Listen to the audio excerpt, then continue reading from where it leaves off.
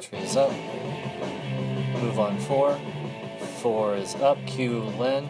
Welcome back to You Decide, the up. last debate between the two mayoral candidates, an opportunity for Bill King and Sylvester Turner to make their case to voters. Let's go back to our panel. KFU11's Doug Miller has a question, and yours is for Sylvester Turner. Go. Mr. Turner, in the weeks leading up to the general election, you supported Houston's equal rights ordinance. In fact, I remember you emphasizing that as an African-American political leader, you thought it was your duty to protect equal rights and fight discrimination for all Houstonians. Now you say you have no plans to revisit the ordinance that was rejected by voters last month.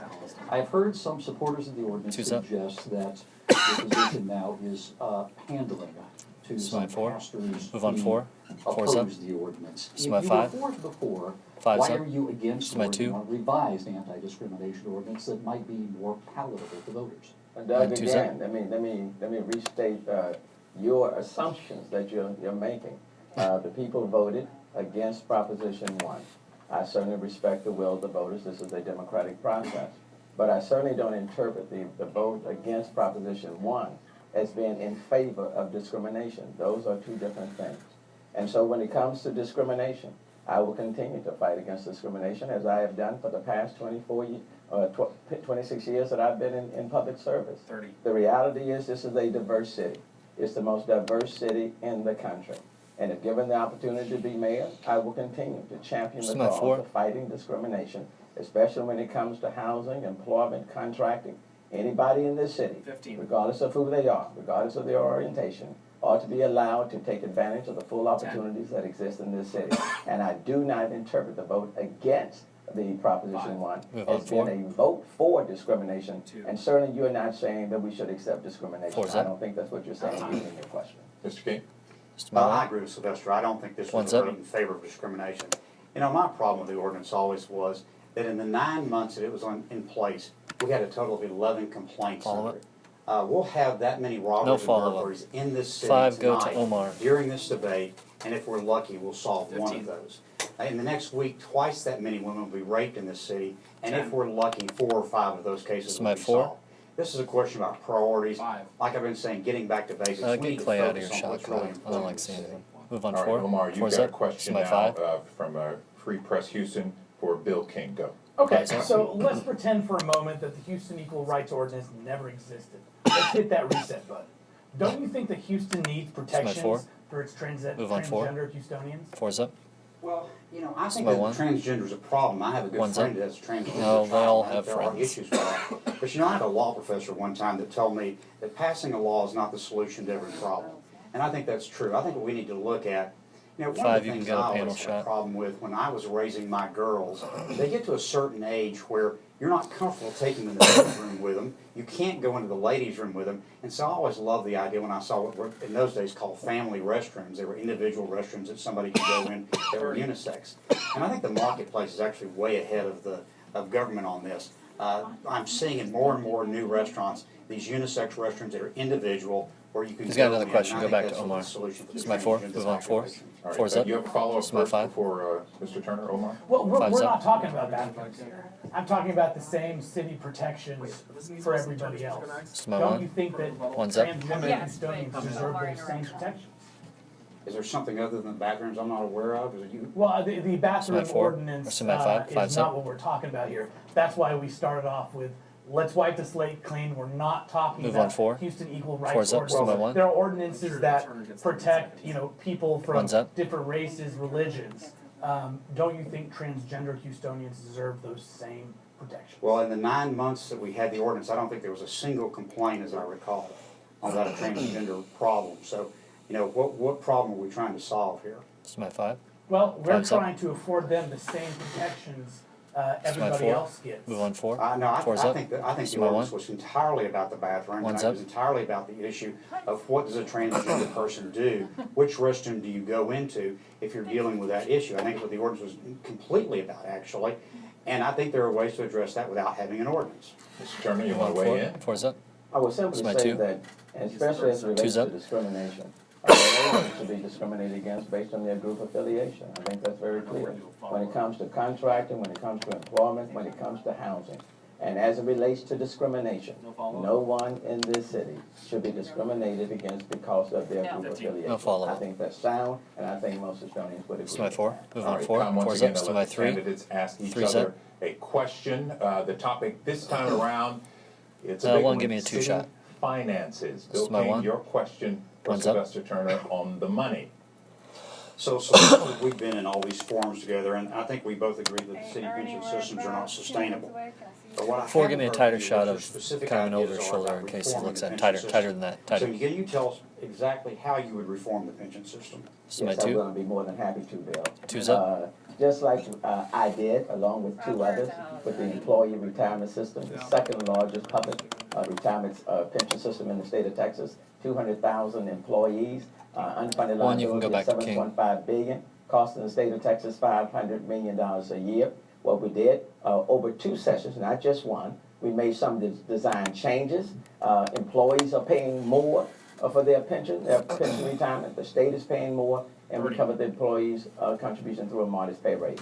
The same things needs to take place locally, and that is you make some design changes. You want to lower the annual obligation payments. That's number 1. Number 2, you want to start paying down on the unfunded obligations that have already accrued. And then, in order to do all of that, it's important to bring all the parties to the table. I've advocated comprehensive finance reform, because you can't just deal with one piece. You have to deal with the debt service, you have to deal with the revenue cap, and you have to deal with the unfunded pension obligations, and you bring everybody to the table and try to work to get buy-in. Bill King, you satisfied with that question? So the state plan that he's talking about is ERS that they modified this last session.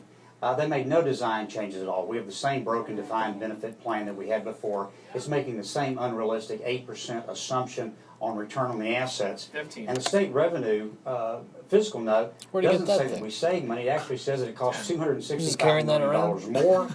The revenue note also says that the funding period will remain infinite, so it's not even actuarially sound. And on top of that, that 8% interest assumption last year, the actual performance was 1/2 of 1%. Well, it's right there on that sheet. All the extra money that we put in ERS was wiped out in 1 year. We're right back to square one. This is why we need to go to defined contribution plans instead of these broken defined benefit plans. 4. Move on 4. We've run out of time for your rebuttal. Now, Mr. Turner, your question to Bill King on city finances. Oh, I don't get a rebuttal to that.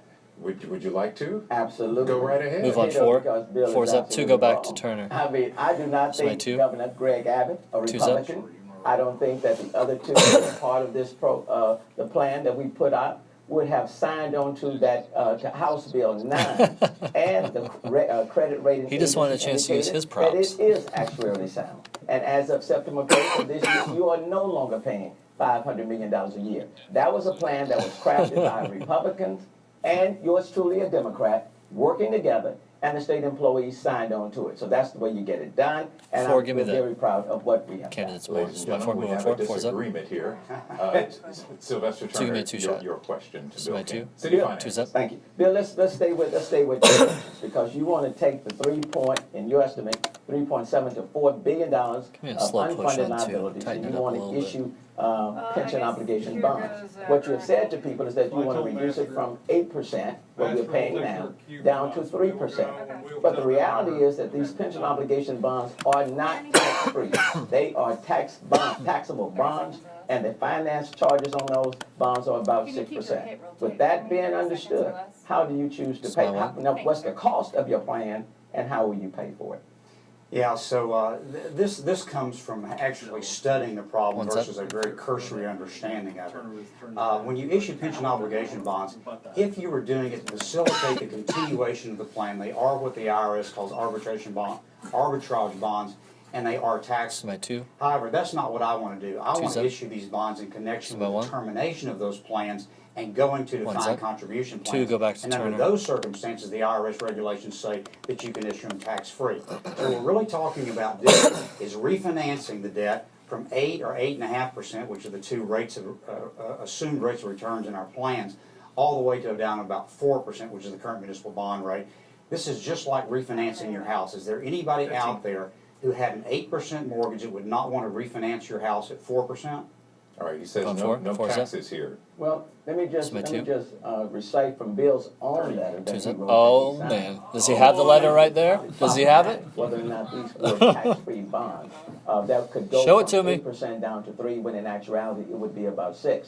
And then citing from Bill's own letter, indicated that the cost of this plan, even under what he's described, would be $130 million new dollars in terms of debt service. That's coming from Bill's writing. Yes, there are follow-ups. So my 4, move on 4, 4's up. You say 4%, well, what's the deal?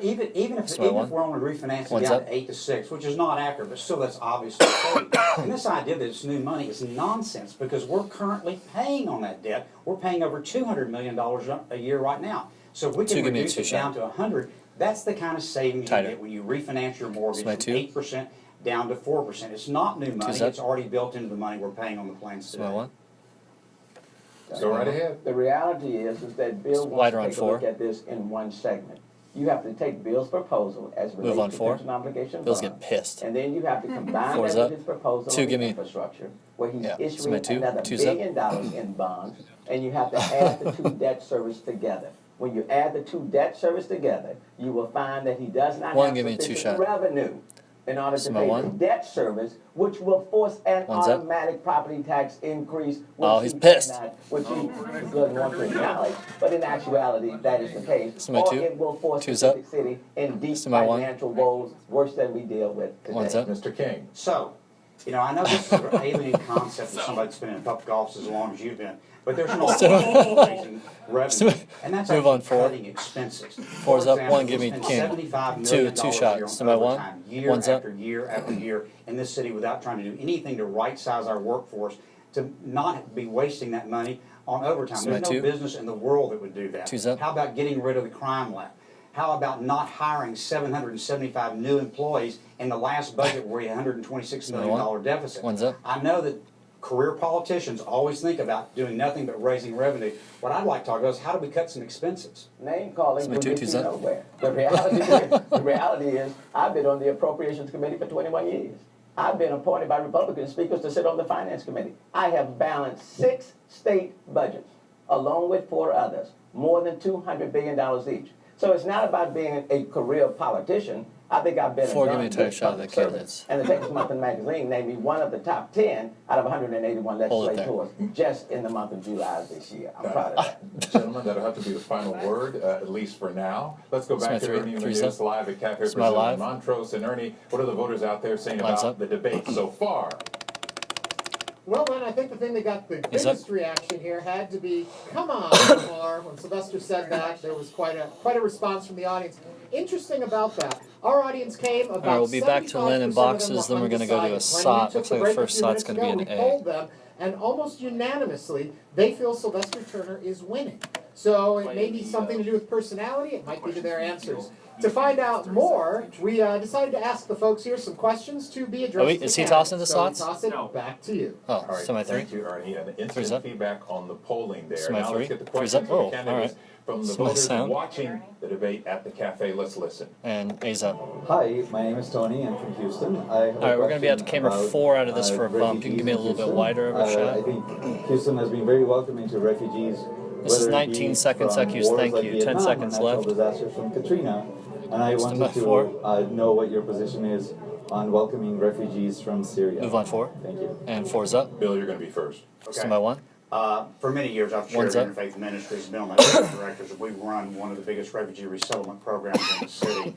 And these are people that are fleeing from persecution, many of them religious persecution. They are very thoroughly vetted by the State Department. The number is relatively small. It's a few hundred a year. There are other risks that we face, people that come here on visas, tourist visas and overstay, that we need to look at very seriously. But I don't think that the refugees coming here because they're being persecuted for their religion are a danger to the city. Move on 4. 4's up. Somebody 2. And similar, we have the Office of Refugee Settlement in the state and the city. I think there are 5. They do have to be vetted. That process is anywhere from 15 months to 20 months. Then the State Department really decides where the refugees will go. The state, Texas really doesn't have a choice in that. The State Department will assume the cost. And then I think we have to bear in mind that in Harris County, 1 of 4 people that come to that live in Harris County are foreign-born at the same time. Move on 4. So at least on this issue, you have kissed and made up. Thank you, gentlemen. This is my 3. Now let's go to 3's another up. question. This is my sound and beat. Yeah. This is my A question from another voter at the cafe. Let's listen. sounds up. Hi, my name is Margaret. I'm from the Heights, and my question is, We'll be back out to camera 4 do you support next. increased public funding for the arts here in Houston? Most major cities spend more money on their arts than Houston does, and It's I'm 22 interested, seconds, if you Suckers. don't Thank you. support increasing 5 away. funding, So my camera what 4. do you propose to help support the arts here in Houston? Thank you. And move on 4. 4 is Mr. up. Turner, you're first. Yes, let me This is say, my I support removing this. 2's up. There's a cap on the high taxes that really pay for the arts publicly in the city of Houston. I support removing that cap. I do think we need to invest. Are we in keeping the this arts. off time? I also support working in collaboration. Okay. What I was able to do Is in there this a set legislative off time? session No. was Okay. to obtain $5 million more for local arts districts for the state Okay. of Texas. I'm proud of that. Emancipation Park, I was able to secure an additional $1.5 million. Same thing with the Houston African American Museum. And so I think we need to work in collaboration with This is my partners and with the private sector to put more Move on funding 4. into the arts. 4's up. Just in time. Bill King. This is my 1. I agree with Sylvester on the issue of the 1's cap. In case you don't understand, the hotel motels and taxes where we fund most of the arts out of, and Mayor Parker put a cap on that and moved some of that money back into the general fund that she has control of. I think it was a bad idea, and I oppose it, and I understand Sylvester does as well. But here's what I want people to understand, whether it's arts, parks, or anything else, unless we get our finances under control, unless we get these pension costs under control, they are Stand by going to 4. squeeze out everything else you want to do in this city. Everything in this city relates back to getting our finances under control. Move on All 4. right, 4's gentlemen, up. we're going This to is my 3. another round where you get 3's to up. ask each other questions. 2, give me a 2 Sylvester shot. Turner, I'll start with This is you. my The 2. question to Bill King. No topic. It's all open. 2's up. You ask whatever you want. Oh, man. Well, Bill, I want to change the tone of our questions. We are both Cougars. Okay. And the Cougars won today. They won their division. They're on their way to the Fiesta Bowl or the Peach Bowl. Don't you think that the Cougars have earned the right to be a part of the Big 12? Absolutely. And I think the University of Texas needs to go back to Austin. Right. And we agree. All right, so Ooh, that's a wide on nice 4. softball. Bill, you have a question for Sylvester This is my Turner? 4. Move on 4. Yeah, Well, give me a 2 Sylvester, shot, I 2 noticed on that you were endorsed by Sylvester. Mayor Parker this This week. is my 1. Can you describe how your 1's up. administration will be different from the last 6 years? Well, we're certainly going to This deal my with 2. these potholes, Bill, in real time. 2's up. We're going to work in collaboration more with the Harris County Commissioners Court in collaboration, so we'll deal with the potholes. We're certainly going to be addressing finance reform in a very comprehensive manner. I think that's critically important.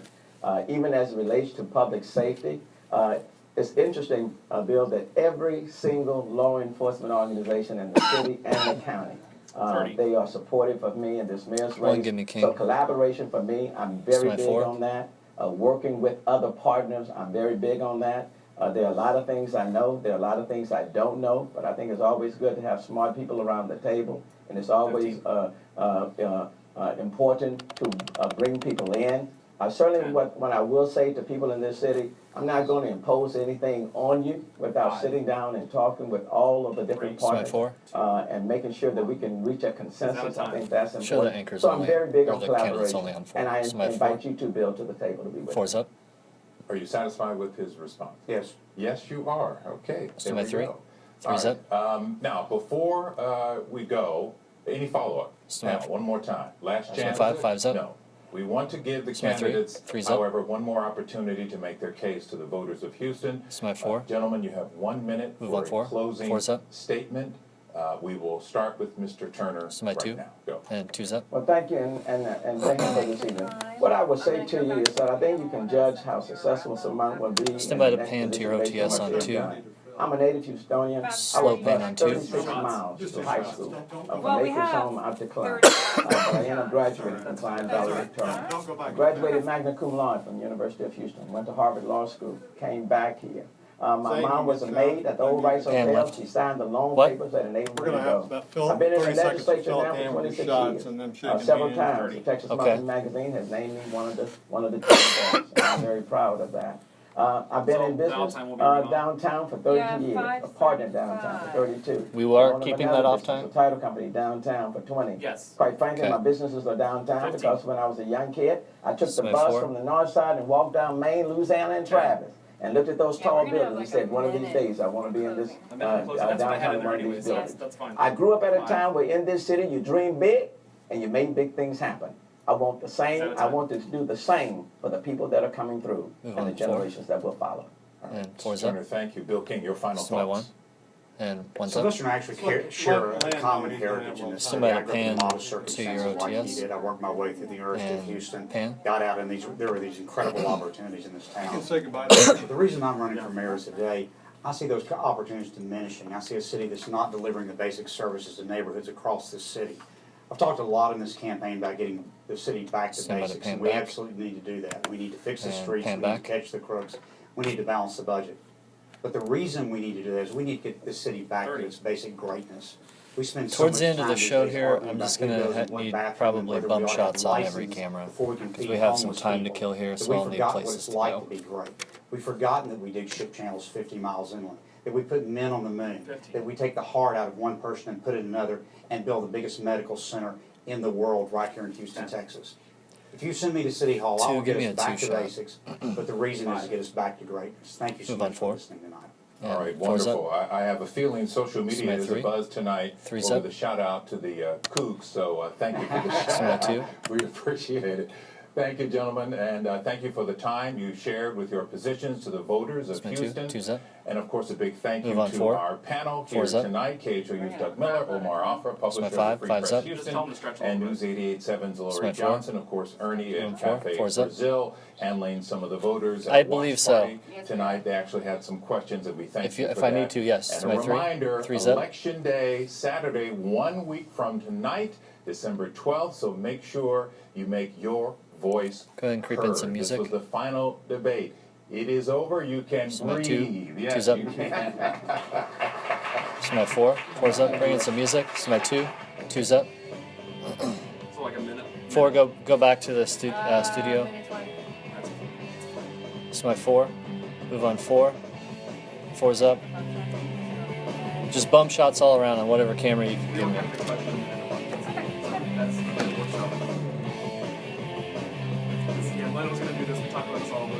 Do you want to wait till 05 or do you want to get out of this early? Stand by 1. 1's up. Okay, never mind then. Then I can roll it at when I need to. Go through your time. This is my 4. Simulcasting on another station. 4's up. This is my 3. 3's up. 4, give me the logo on the 4. I like your music. Yeah. And pull out. You know what? 4's up. 30 seconds left. This is my 2. Yeah. No. 30 seconds above. 2's up. Yeah. No, that is definitely But it was. Yeah. Everything was this is my 5. Or no hiccups. 5's up. I'm glad we had 4 minutes. This is my 3. I know. That's why I asked that. 3's up. And 5, 4, 3, 2, 1, and we're clear. Nicely done, everybody. All right, great job, everybody.